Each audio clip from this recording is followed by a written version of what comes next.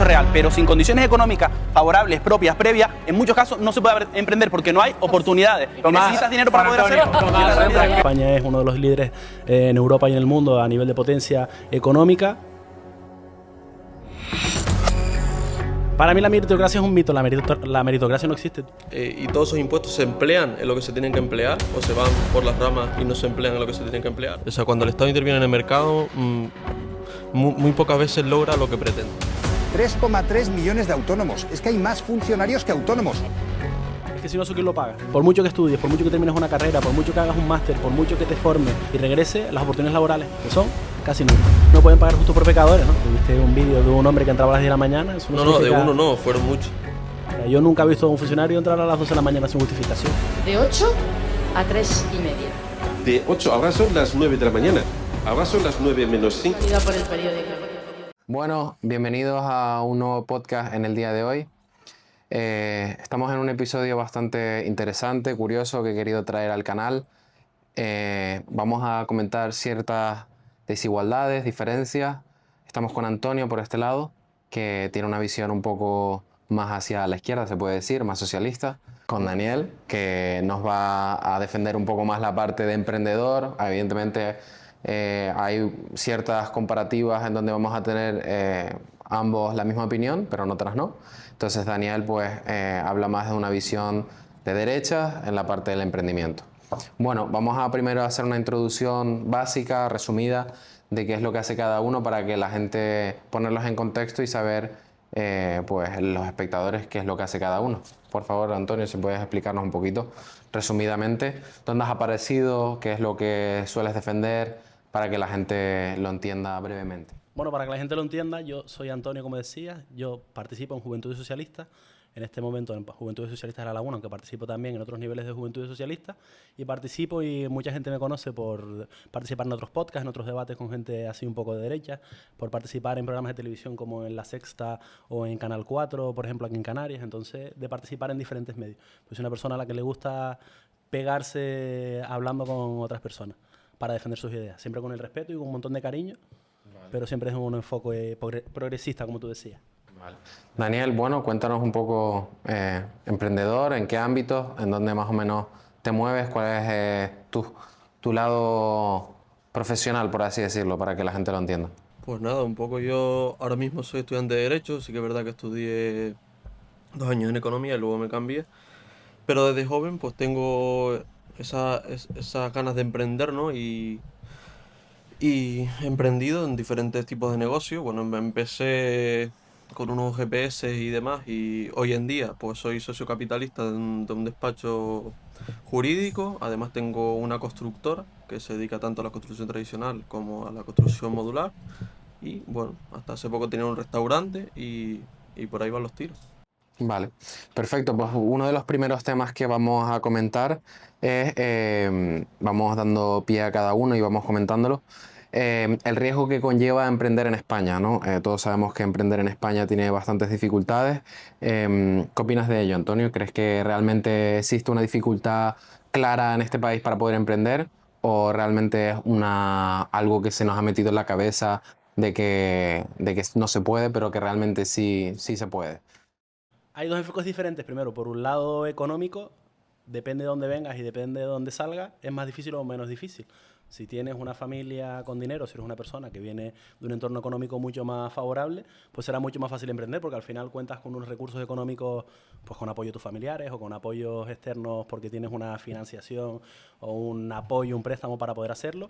Y si vienes de una familia que no tienes dinero, que vives en un barrio humilde y que no tienes ni siquiera para pagar el alquiler, pues muy difícilmente podrás llegar a emprender o tener una empresa si tu aporte de capital inicial tiene que ser muy alto. O sea, si tú tienes que soltar 3.000 euros, por ejemplo, para abrir una sociedad y ni siquiera tienes para pagar 600 alquiler, a veces te hace muy complicado si no tienes capacidad de ahorro. Después, por otro lado, ¿emprender es un riesgo y es complicado? Sí, claro, aunque tengas dinero, porque al final hay un montón de burocracia o hay un montón de papeleo que tienes que hacer que a lo mejor nunca has conocido y que nunca has visto.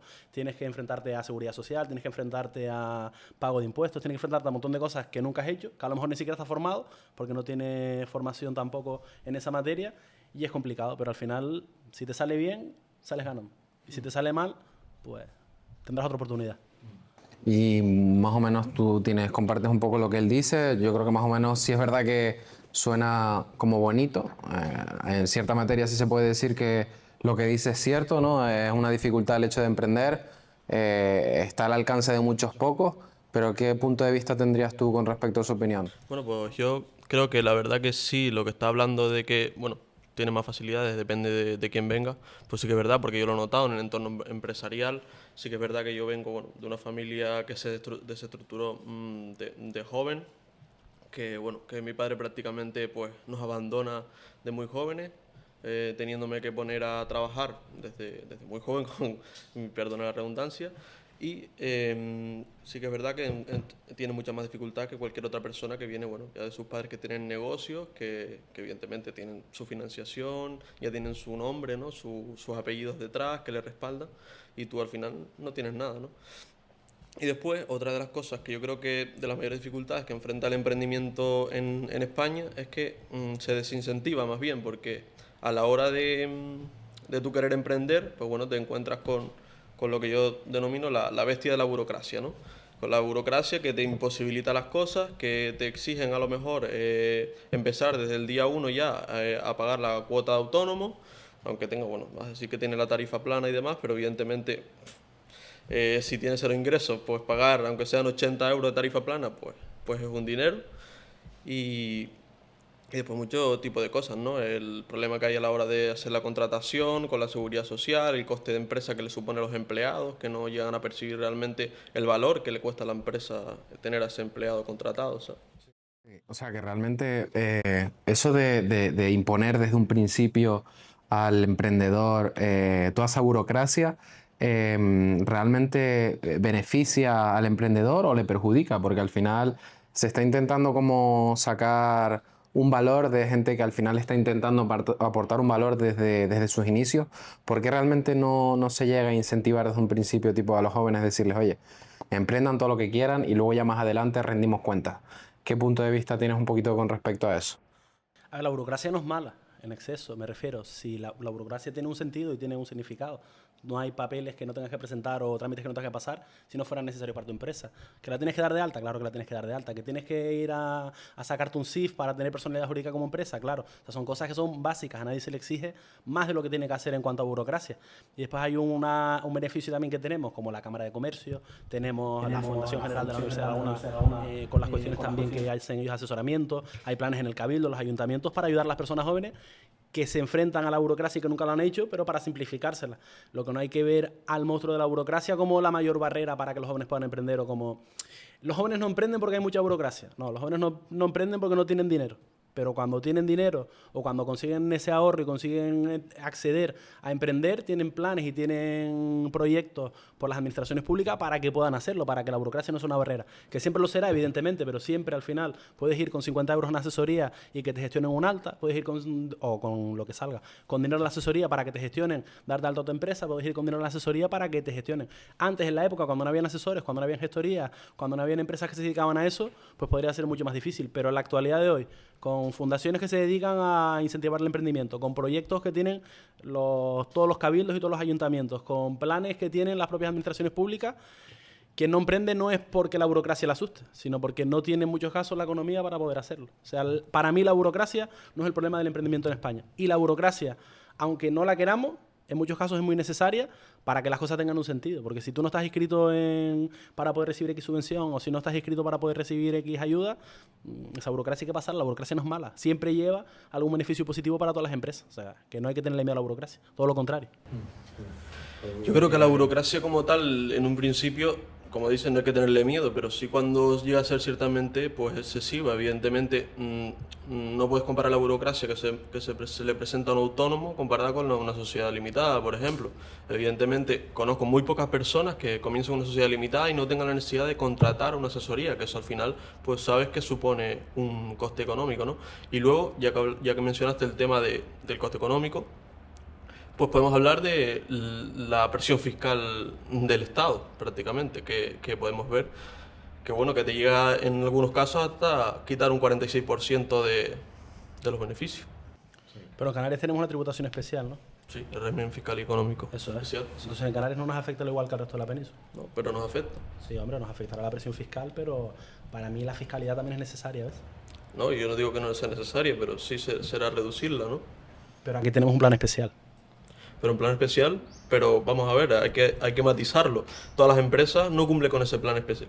Bueno, evidentemente, si nos referimos si comparas el IVA y el HIC, en eso sí, en ese aspecto sí que se le puede ofrecer precios más baratos al consumidor, pero bueno, tenemos otros costes de insularidad, por ejemplo, a la hora de importar productos, en la construcción pasa mucho, a la hora de intentar exportar materiales de construcción, pues bueno, evidentemente se te ponen mucho más caros que en península, y por eso la diferencia del IHIC. Y después, bueno, está el régimen fiscal y económico, que bueno, tiene algunos incentivos fiscales, ¿no? La zona especial canaria, que yo tuve una empresa en zona especial canaria, bueno, es muy difícil y complicado si eres una pequeña empresa o estás empezando a cumplir con los objetivos de la zona especial canaria. Y luego, bueno, tenemos la RIC, sí que es verdad que es un instrumento que se está empezando a materializar más ahora desde que se abrió el cupo para invertir en vivienda, para alquilar y demás.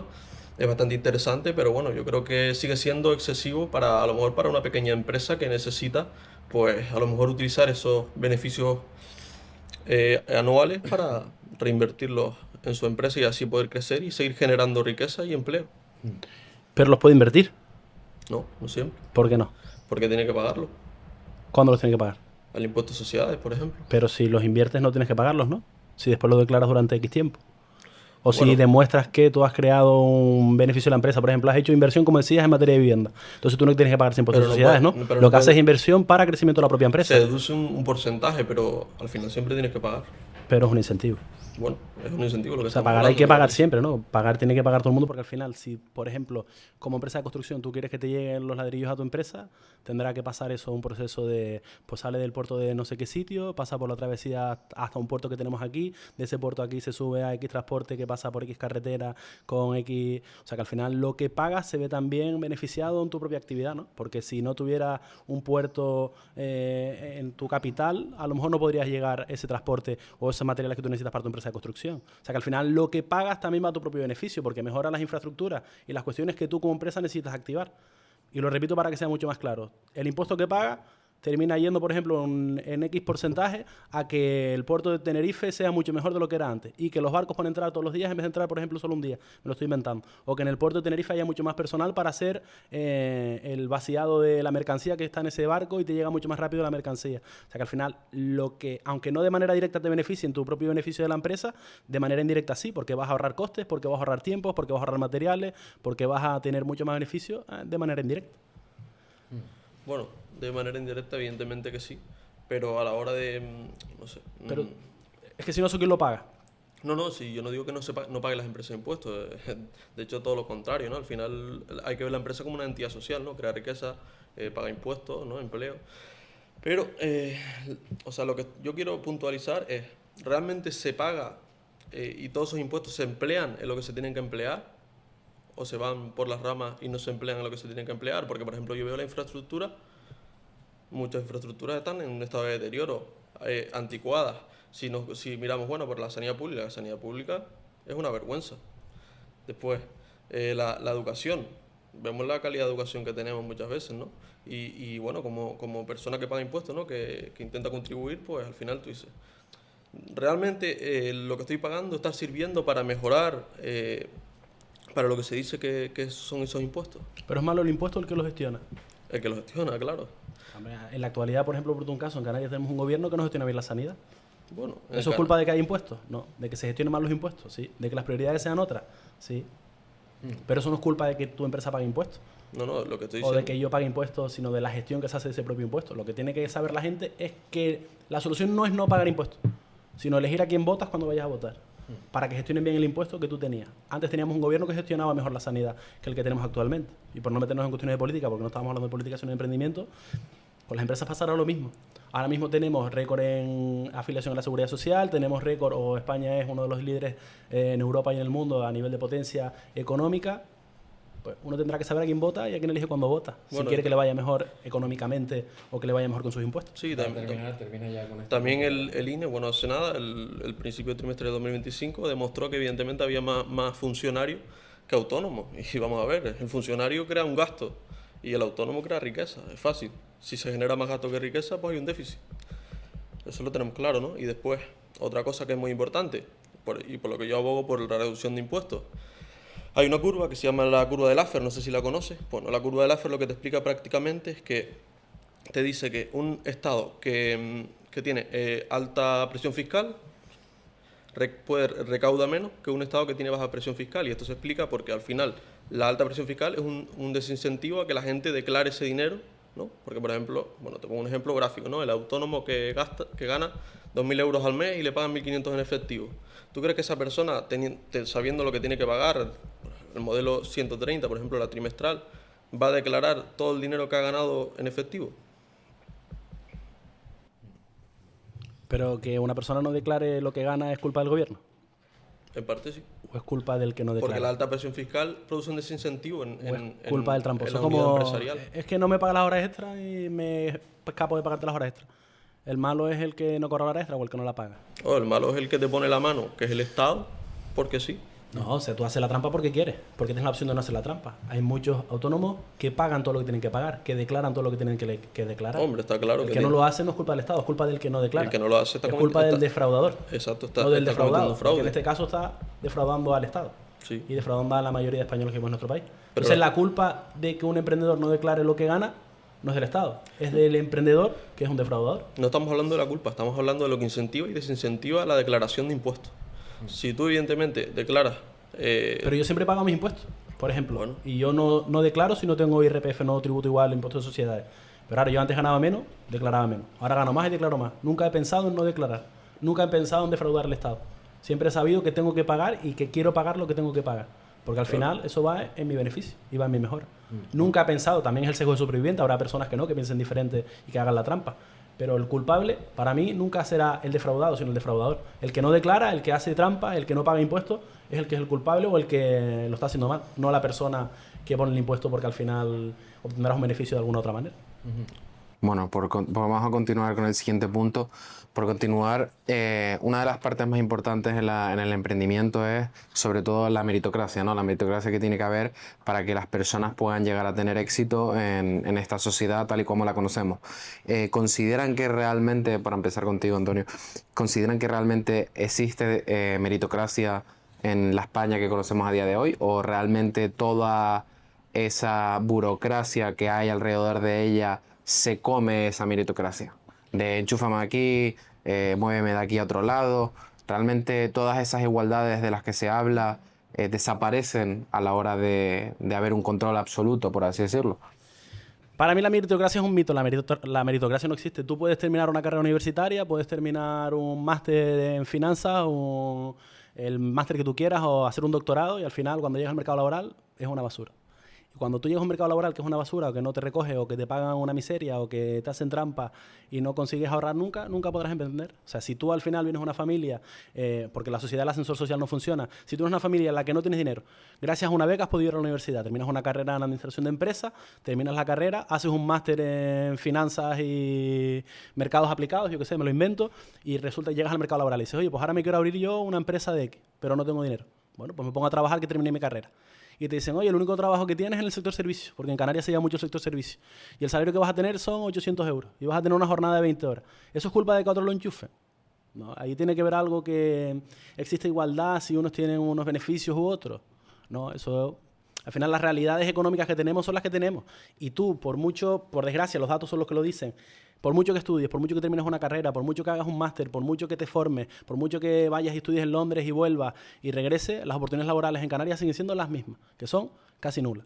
Tenemos uno de los peores salarios del Estado, tenemos una de las peores niveles de niveles de desempleo en Canarias. Entonces, no es que enchufen a otro y a mí no, y por eso tengo menos suerte o tengo menos meritocracia, sino que la realidad es que por mucho que te esfuerces y por mucho que estudies, a nivel de Canarias con el empleo es una basura. Y si no tienes empleo y nunca puedes ahorrar y tu familia no tiene dinero, es una pescadilla que se muerde la cola, nunca vas a poder emprender. Pero no es porque otro lo enchufen y a ti no, sino porque las oportunidades son las que son. Bueno, en ese aspecto yo creo que se podría hablar de que sí, en algunos aspectos existe la meritocracia y en algunos no. Evidentemente hay sectores que son más cerrados, en respecto, por ejemplo, y hablo del sector de la abogacía, ¿no? Por ejemplo, se puede ver en despachos de abogados y demás. Al final, ¿quién hereda? Bueno, porque tiene un apellido, ¿quién puede ser el representante de? Pues, no, al final, el tema del apellido. Y sí que es verdad que al final hay mucho enchufismo también. La hora de, por ejemplo, los partidos políticos, eso se puede ver. Gente contratada sin ni siquiera como asesor, por ejemplo, asesor personal, sin haber acabado ningún tipo de carrera, de ambos colores. Porque, bueno, pues ya que vivimos en el bipartismo, vamos a expresarnos como ambos colores. Y sí, ni sí ni no, para mí. Tú dices una cosa muy importante, y perdona que te interrumpa, con el tema del apellido. Y hablábamos, una de las preguntas iniciales que teníamos era hablar de lo del hijo de papá y la meritocracia sobre el hijo de papá. Y yo quiero decir una cosa aquí, es que ser el hijo de papá no está mal, no es malo. Yo creo que eso hay que tener orgullo, ¿no? Cuando tienes una familia que te pueda apoyar, hay que estar orgulloso. Lo malo de ser hijo de papá es cuando tú, con un colchón económico de tu familia, cuando tú has conseguido emprender con el dinero de tu familia, cuando tú, si te lanzas al mercado y fracasas, tienes el respaldo de tu familia, le dices a un joven que no tiene nada, que no emprende porque es un vago, porque no se quiere esforzar, porque no quiere triunfar, porque es un cómodo y prefiere ser funcionario. O sea, la realidad de ser hijo de papá es malo cuando lo utilizas para atacar a otro desde tu posición de beneficio. Pero la realidad es que si todo el mundo tuviera, y ojalá lo tuviera, un padre o una madre, una familia, un colchón económico para poder emprender, seguramente tendríamos más emprendimiento. Pero ser hijo de papá es malo cuando lo utilizas para atacar a otro diciendo, yo sí conseguí emprender porque me esforcé y tú eres un vago porque no tenías el dinero o el colchón para poder hacerlo. Y para ya pasar al siguiente punto, somos un país donde realmente se tiene muy en cuenta como el riesgo, se intenta como reducir, todos dicen no, eso estás loco, no emprendas, eso es muy complicado, vas a tener muchas dificultades y como que parece que se premia la estabilidad por encima de todo. De hecho, pues tenemos récords históricos en el ámbito de que cada vez hay más funcionarios, cada vez los jóvenes quieren ser, el sueño español parece ser que es ser funcionario, no es que sea el sueño, simplemente pues la gente busca una cierta calidad de vida y parece que se premia eso. Tú como funcionario que eres y has vivido esa experiencia, ¿qué opinión tienes al respecto? Bueno, la realidad es que ojalá fuera funcionario, no soy funcionario, yo presto servicio. Pero bueno, estaría guay ser funcionario, ojalá. Yo soy de los jóvenes que les gustaría ser funcionario.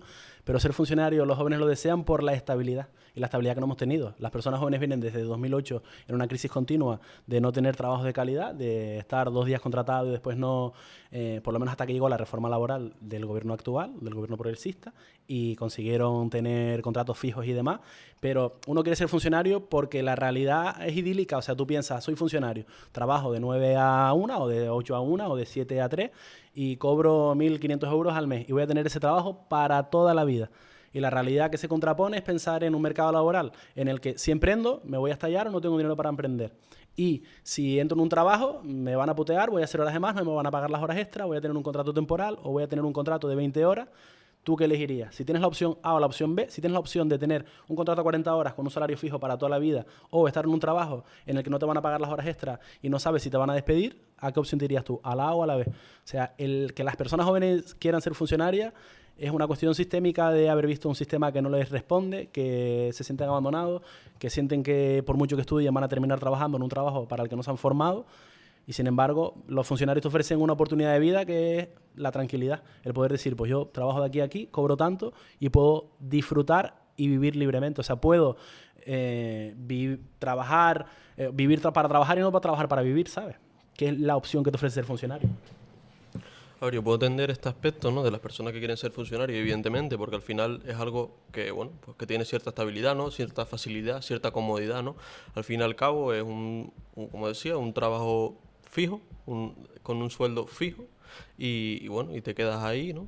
Y al final el problema que por lo que se produce esto es, como decía, ¿no?, un sistema claramente fallido, ¿no?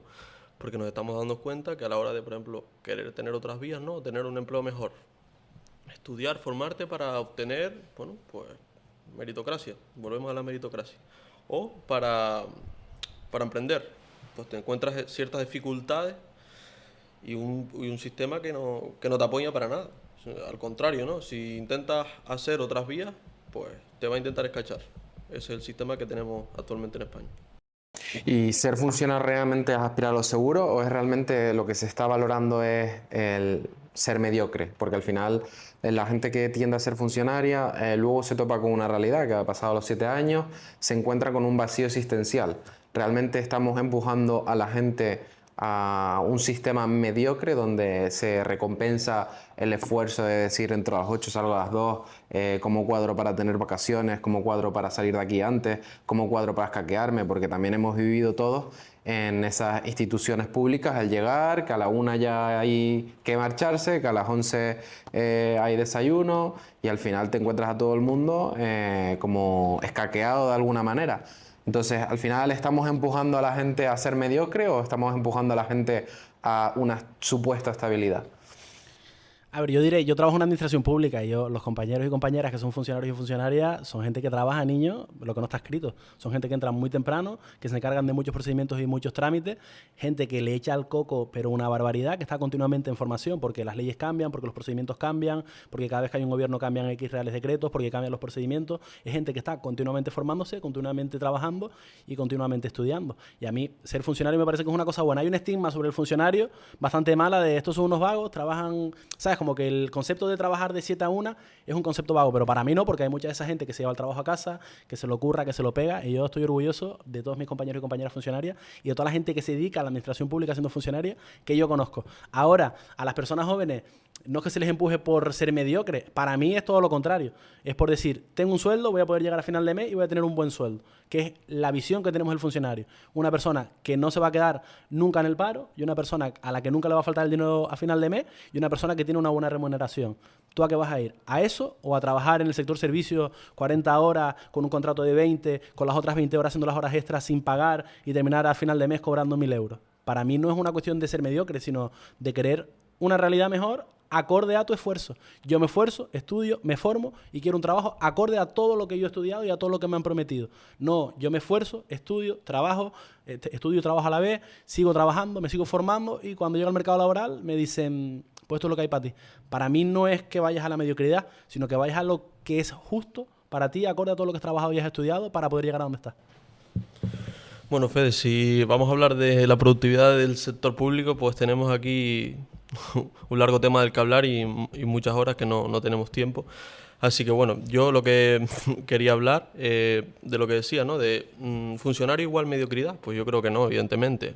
Pero sí que al igual que tiene un poco de conformismo, ¿no? Al final, porque una persona, no sé, yo a lo mejor es porque soy así, porque nací así.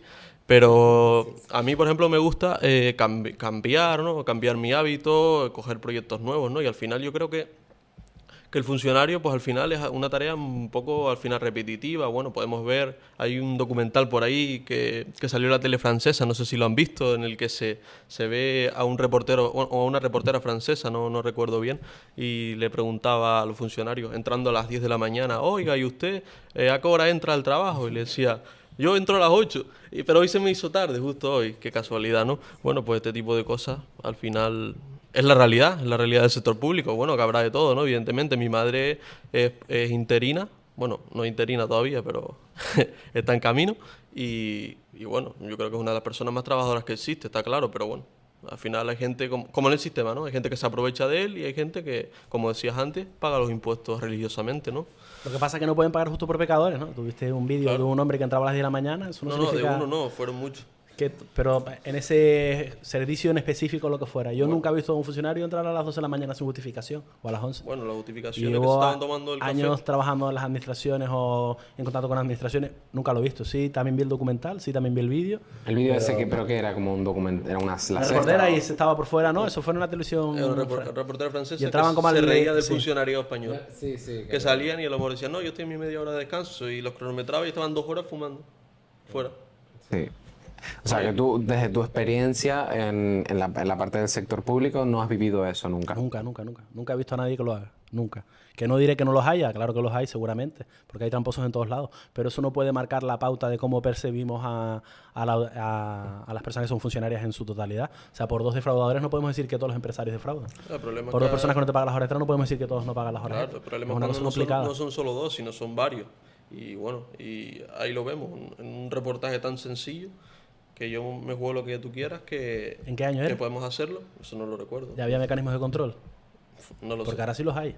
Sí. Claro, pues que todas esas pautas, tú ahora entras, por ejemplo, y tienes que dejar la huella para fichar en tu trabajo. Bueno, fichan y si se tú van. fichas a las 10 y después te vas a la 1, pero porque a lo mejor ahí no había sistemas de control, lo que se ha implementado son sistemas de control Bueno, sí, para además- todo el mundo, de jornada, por ejemplo, para que entres una hora y salgas otra Vale, hora. el registro de Para que jornada, tengas eso rendimientos de es productividad. obligatorio en todas las empresas Si no hoy en trabajas, día. por ejemplo, tú tienes que abrir expedientes, tú tienes un gestor documental y el gestor documental deja huella de todo.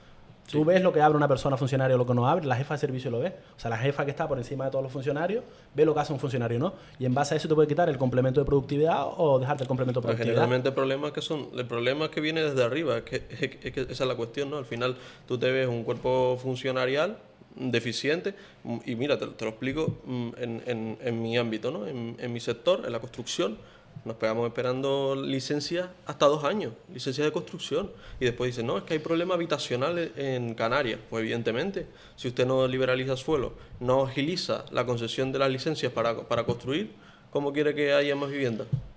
Claro, pero la liberalización del suelo es un tema diferente, ¿no? Un tema complejo. Al final son cuestiones políticas de si te lo permite o no te lo permite las leyes que hay. El poder liberalizar suelo para poder tener X tipo de negocio, poder decir, pues mira, yo este suelo en el que se construía, este suelo rústico, ahora puedo construir una vivienda. A lo mejor no se puede porque el ordenamiento de esa propia ciudad no te deja, porque el plan general de ordenación que tengas no te lo permite, porque no se permite cambiar el tipo de suelo. O sea, eso son cuestiones diferentes. Y a lo mejor también, que es lo que pasa en la administración pública, que aunque tengamos récord, que yo no lo sé porque no lo he visto, de funcionarios trabajando, en muchas administraciones públicas hay mucha carencia de funcionarios. Hay plantillas de funcionarios en algunas administraciones que son 2 para 800 expedientes administrativos. ¿Cómo los sacas para adelante? ¿Sabes el modelo que yo siempre he planteado y siempre he defendido, ¿no? Yo siempre he dicho, ¿por qué el sector público no lo explota una empresa privada, pero auditada por el sector público? Es decir, tú le concedes, por ejemplo, la sanidad, le concedes a una empresa privada los fondos para gestionar la sanidad y luego le audita el sector público. No, si eso pasa. Pero muy Eso poco. pasa en Madrid, por ejemplo. Pero muy poco. Que con el dinero público enriquecen a empresas privadas para prestar servicios públicos. Bueno, no pero que la se realidad es enriquezcan. que después la gestión tampoco es del todo buena. En muchos casos se demuestra que la gestión pública directa es mucho más eficiente que la gestión privada. Es mucho más barata, es mucho más accesible, es mucho más asequible, tiene muchísima mayor calidad porque no necesitan abaratar los costes para obtener mayores beneficios y prestan mejores servicios. Y eso siendo un servicio público directamente público. Lo que no se puede es subvencionar de manera disfrazada o enriquecer de manera disfrazada a una empresa privada para que preste un servicio que es público, que es sostenible públicamente y que se puede prestar de manera pública mucho mejor y con muchas mejores garantías. No sé de dónde te sacas los datos, que evidentemente el sector público es más eficiente, ¿no? Y de mejor calidad que el sector privado. No sé de dónde te sacas esos datos. Depende de la comunidad autónoma. Cuando quieras hablamos en específico de cualquier comunidad autónoma. Los Habla sacamos habla de y algo los miramos. específico, ¿no? Ahora de cabeza no me lo sé, porque no sé los datos actuales que tenemos con el cierre de ejercicio, por ejemplo, del año anterior, o los cierres de ejercicio que tenemos este año. Lo que hablo es que, por ejemplo, las listas de espera en Madrid se han aumentado o se han disminuido. Yo no lo sé. Se han aumentado. La prestación de servicio, cuando tú quieres ir al médico, al pediatra, por ejemplo, ahora es más tarde. Hay mucho menos personal, hay muchas menos camas en el servicio público porque se enriquece a los hospitales privados. Y eso no es una realidad mía o no necesito. Es que durante estos 2 últimos años hemos visto cómo la sanidad pública, cómo los médicos, cómo los enfermeros, cómo muchísimas personas que se dedican a la sanidad han salido a la calle a protestar que no quieren que se enriquezca el sector privado, sino que se fortalezca el sector público.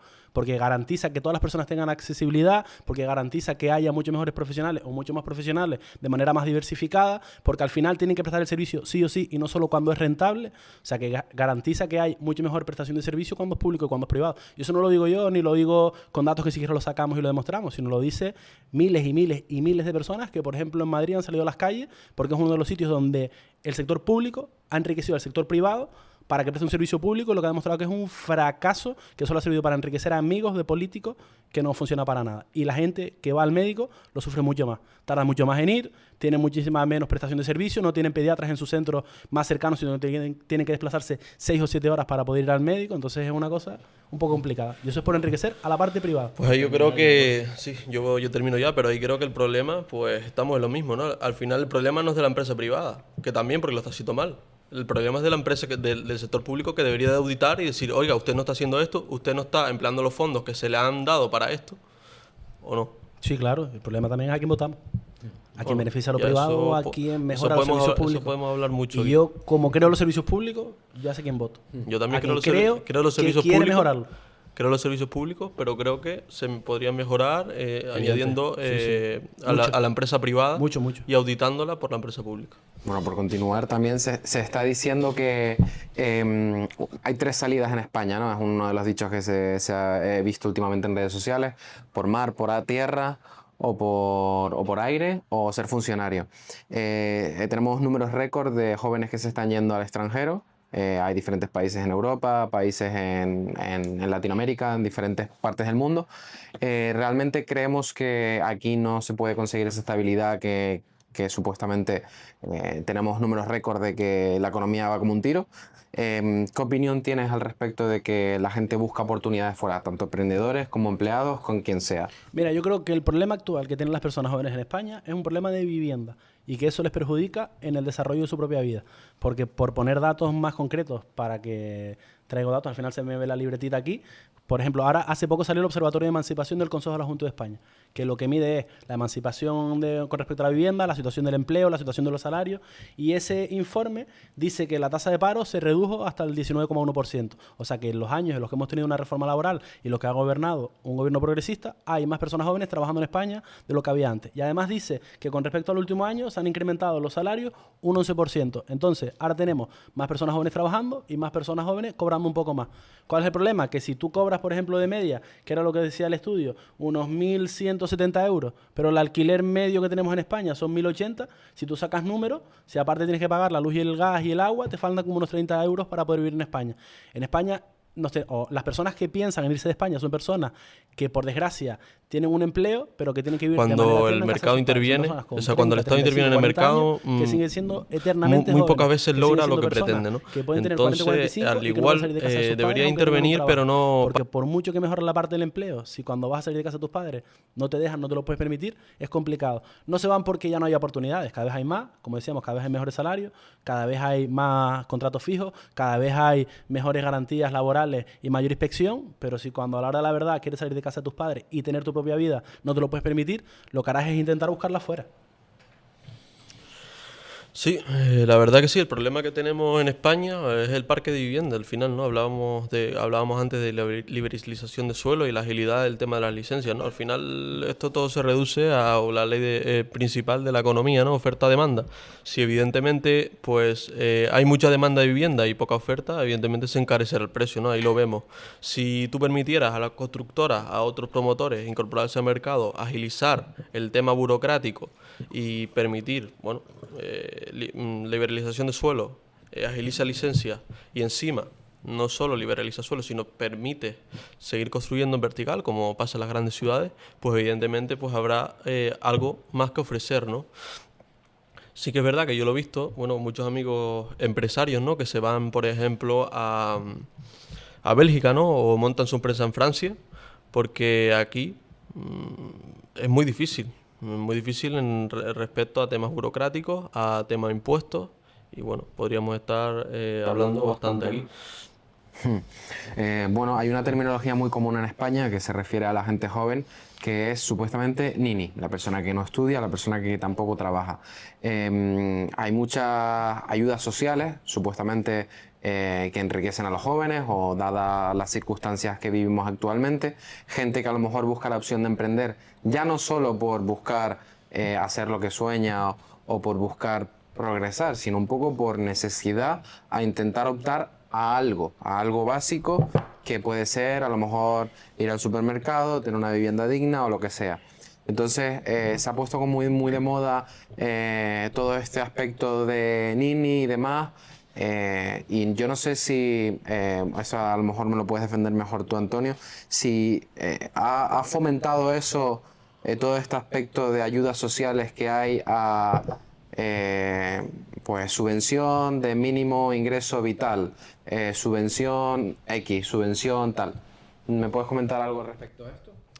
Sí que lo que hay es un interés, o que hay un argumentario de interés para X sectores económicos, porque de ninis y sisi la actualidad de los datos dice todo lo contrario. Lo que dice es que los ninis, que las personas que ni estudian ni trabajan, están en mínimos históricos. Solo el 2,2% de las personas jóvenes son ninis, no estudian y no trabajan, y más del 35% o el 35,5% de las personas jóvenes que son sisis, que sí estudian y sí trabajan a la vez para poder vivir y para poder salir adelante. La realidad del resto de la población que no estudia y que no trabaja, en muchos casos es porque se está formando o porque está estudiando. O sea, los datos actuales dicen que las personas jóvenes están estudiando y trabajando y las que no lo hacen son muy, muy, muy poquitas, el 2,2%. O sea, que realmente es una terminología que a lo mejor se ha puesto como de moda. Pero De manera interesada.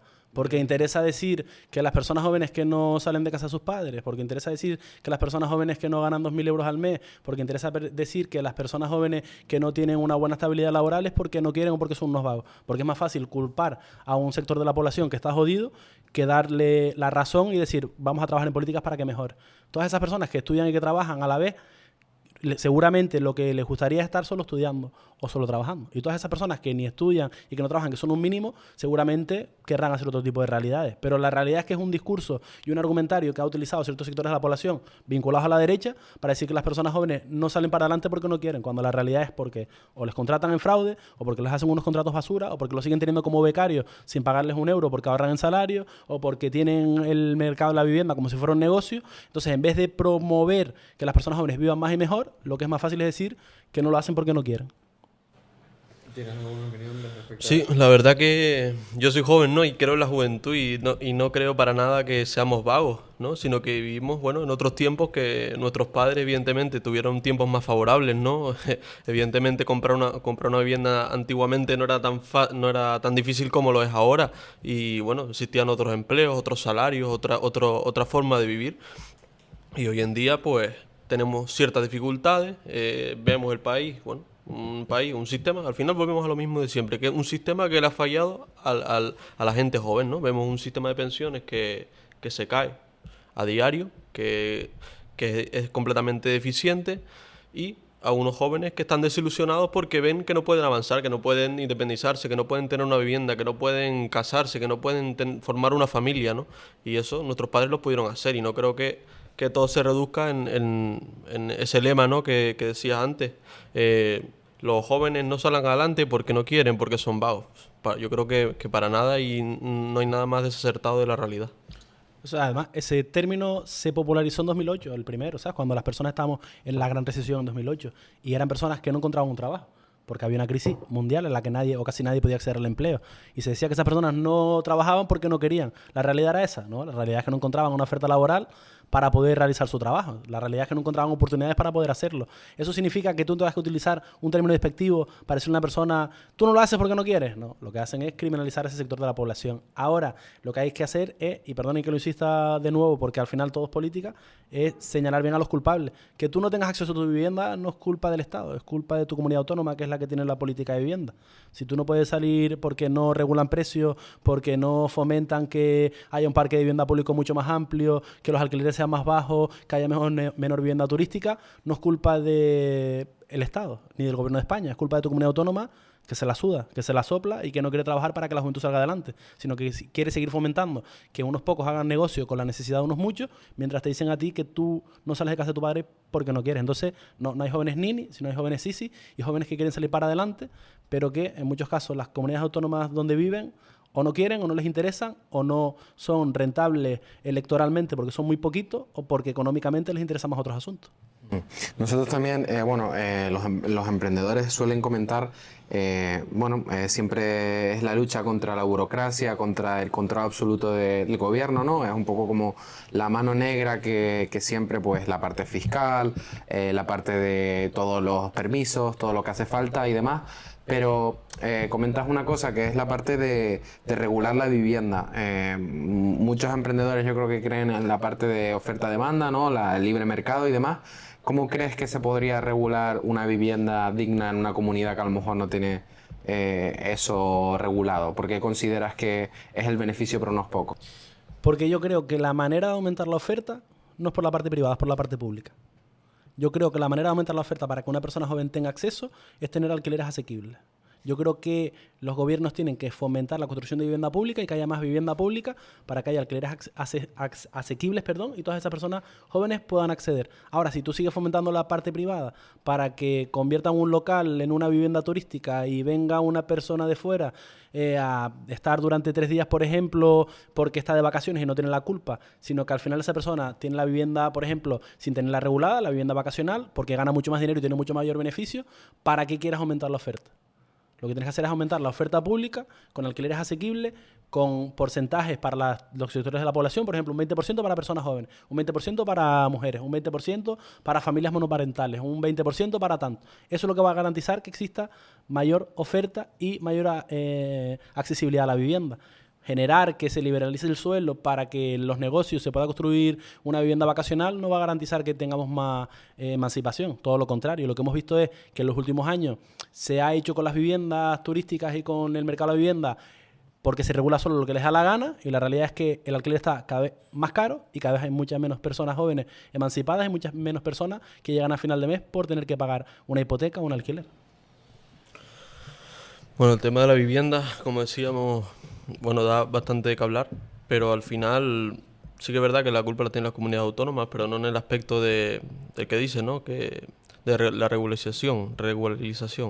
Ya ahí hemos visto, ¿no? Y bueno, se ven en teorías clásicas de la economía, cuando el mercado interviene, o sea, cuando el Estado interviene en el mercado, muy pocas veces logra lo que pretende, ¿no?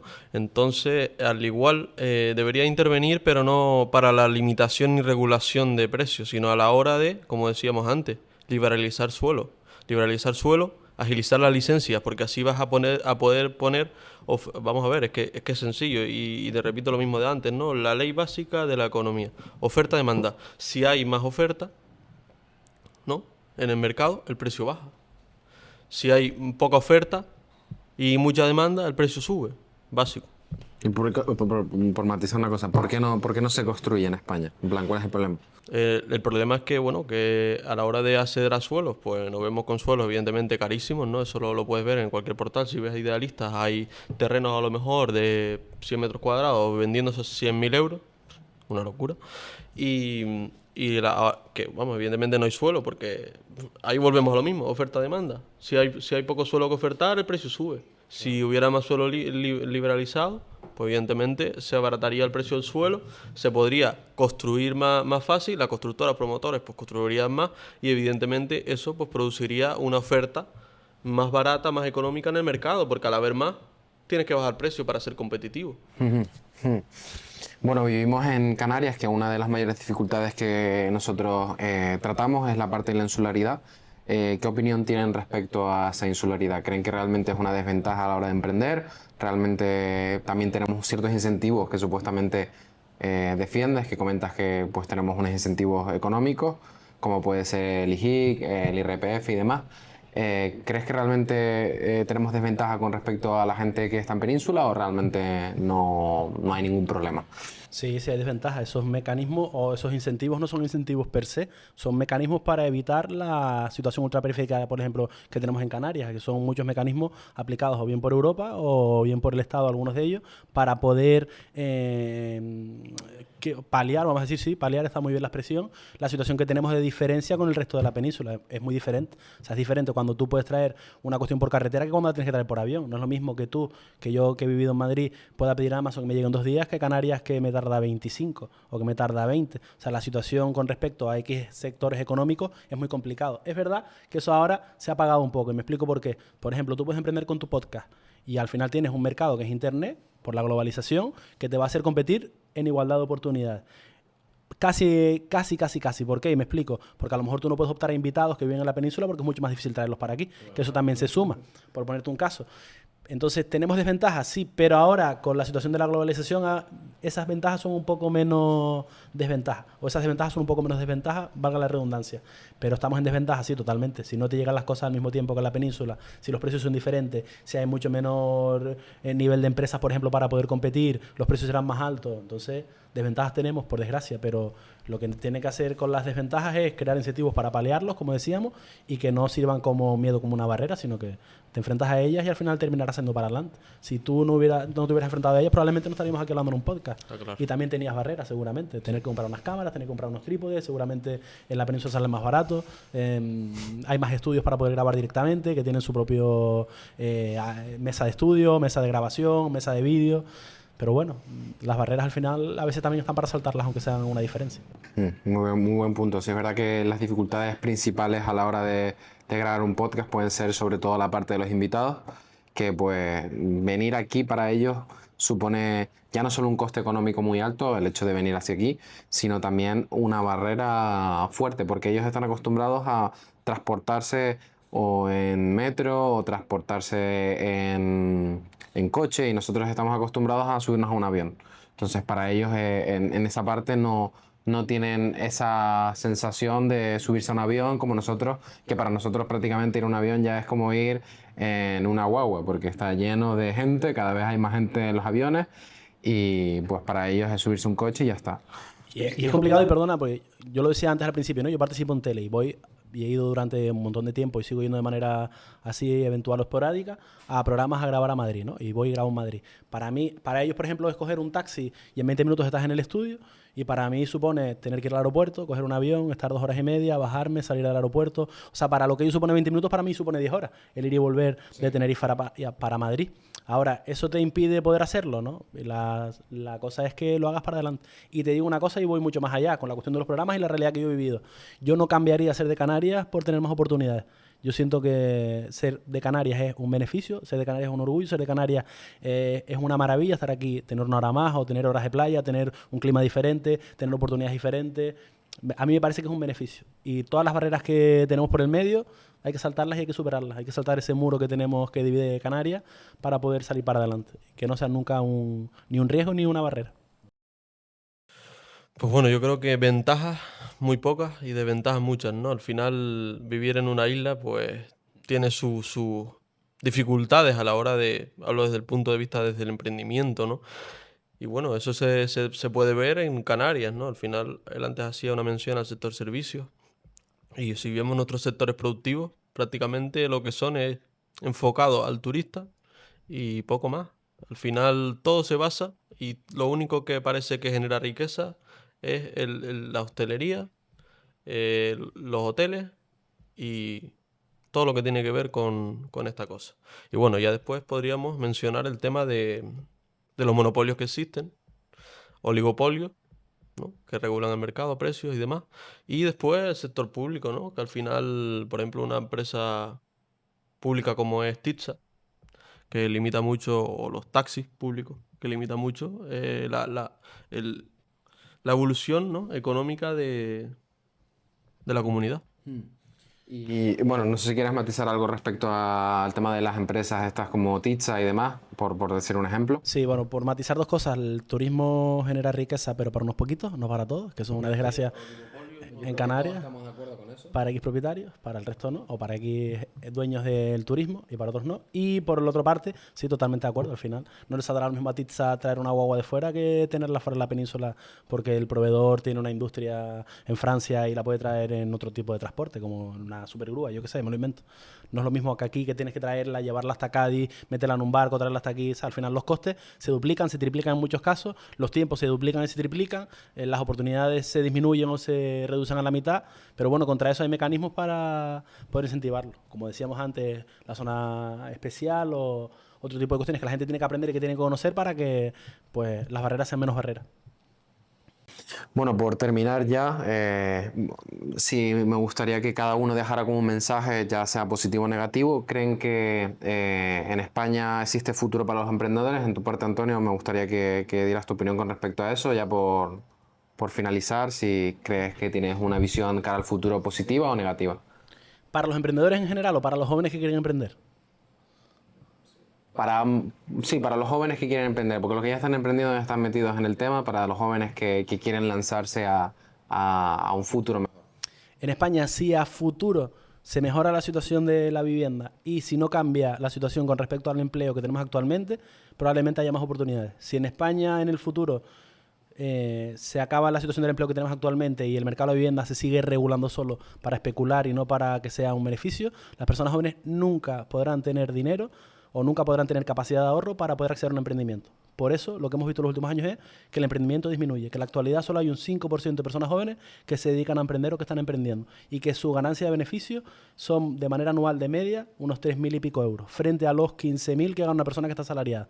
Entonces, la realidad es que si se mejora la situación, si sigue la situación del empleo y se mejora la situación de la vivienda, los jóvenes podrán emprender. Si no, no podremos hacerlo nunca y seguiremos viviendo con personas que son asalariadas y que no trabajan de manera autónoma. Yo con Elisa, mi prometida, siempre estoy hablando, ¿no? Digo, es que nos podríamos ir a, bueno, y está el cliché, ¿no? De irse a Andorra, de irse a Estados Unidos, bueno, al final son sectores económicos o países que favorecen un poco lo que es el emprendimiento, ¿no? El problema que tenemos, pues todo se resume en la clase política. Porque al final son los que dirigen este sistema, ¿no? El sistema, el país, el Estado, como lo quieras denominar. Y el enchufismo, evidentemente, la corrupción, lo estamos viendo de ambos bandos, vuelvo a decir, ambos bandos porque hay para mí solo dos, bipartidismo puro. Y si seguimos votando los mismos, si seguimos haciendo lo mismo, pues obtendremos los mismos resultados de siempre. Cada vez veremos una sociedad más deficiente, una economía más deficiente y cada vez estaremos menos pobres, podremos adquirir menos propiedades, perderemos el poder adquisitivo y ahí lo vemos. Y una de las opiniones positivas, ya por terminar, creo que una de las cuestiones que he visto y analizado es que los jóvenes cada vez miramos más en un punto común. Ya lo de izquierdas y derechas se nos está quedando un poco ambiguo y ya estamos como intentando remar hacia las mismas necesidades básicas, que puede ser tener un trabajo, tener una vivienda, y creo que es algo positivo cara al futuro porque está creando como una unión entre pues esa separación que han creado como de manera ficticia por intereses políticos.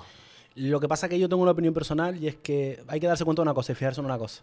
Si la gente joven se da cuenta de las políticas que dependen del Estado, como por ejemplo el trabajo con la reforma laboral y las cuestiones del salario, que a veces también dependen de convenio, pero las cuestiones mayoritarias como el salario mínimo y la reforma laboral, la situación les va bien. Y si se fijan en las cuestiones de las comunidades autónomas que gobiernan otros partidos, como puede ser la vivienda, les va mal. Entonces, si se dan cuenta, no es una cuestión política, sino de quién gestiona políticamente. Entonces, con el Estado les va bien, con las comunidades no, tendrán que ver dónde cambian el voto, si en la comunidad o en el Estado. Yo lo tengo claro. Yo lo cambiaré en mi comunidad autónoma porque siento que ha retrocedido y quiero que vuelva a gobernar el que gobernaba antes para que me vaya mucho mejor como me iba antes. Y que las personas jóvenes tengan más acceso a la vivienda, a la sanidad y a otros servicios públicos que se han ido cargando poco a poco, como el de la dependencia en Canarias. Bueno, pues gracias por este episodio de 1%. Hemos querido debatir sobre las cuestiones que hay detrás de la lona, que muchas veces se habla del emprendimiento, pero no se habla de la estructura y de lo que hay que luchar por ello, que muchas veces nos pensamos que es un derecho, pero no es un derecho, es algo que hay que lucharlo y combatir contra ello. Y bueno, gracias a ustedes por haber venido y hasta la próxima. Muchas gracias a ustedes. Gracias a ti. Hasta luego.